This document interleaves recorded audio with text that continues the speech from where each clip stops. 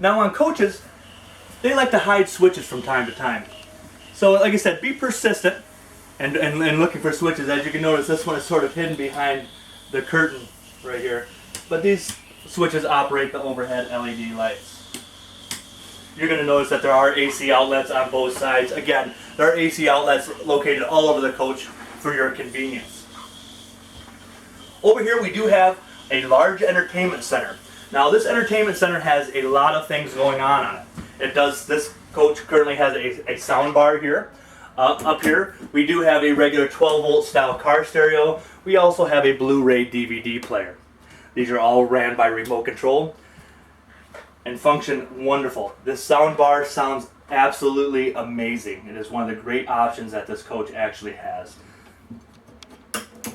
Below is our fireplace. Now this is an electric fireplace. This is not a gas fireplace. This runs off 110 volt AC electricity. Again, we have to be plugged into the wall for this to work. But the nice thing about this is that it actually functions.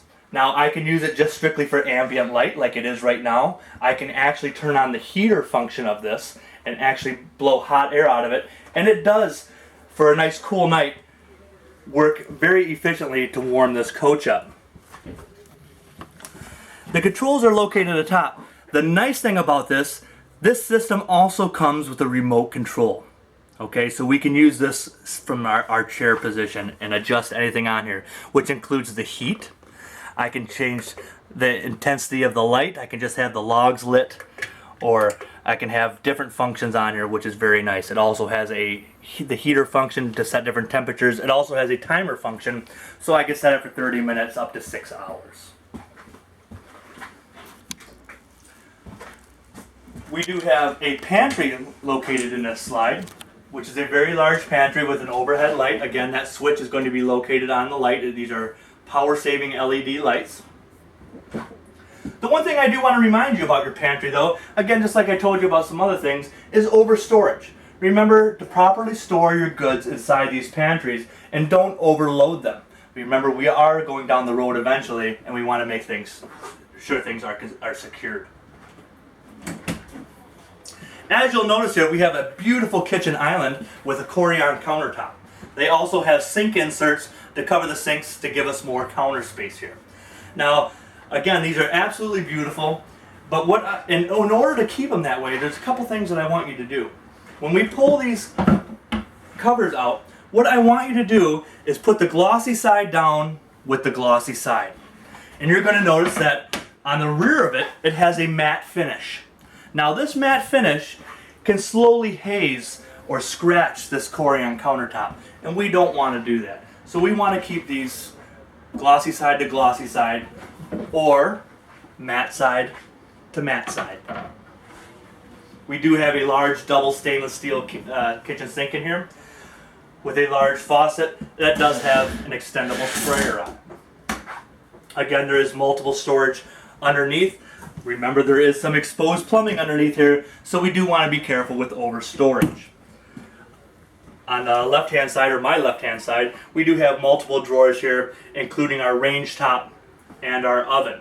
Now, our range top has the same thing as the sink covers. It has a cover itself made out of Corian, and they actually have a couple notches that you'll notice in the cover on both sides, and that keeps this cover locked into place and stopped from sliding out. Now remember, when we do remove these, we want to put the glossy side down with the glossy side.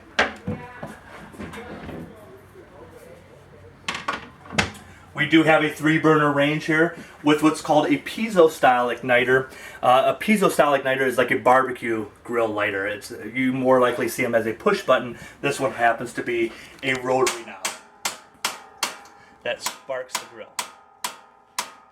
I do have my 3-burner control right here. You're going to notice the center control is located in red. That means that is the hottest burner on this 3-burner range.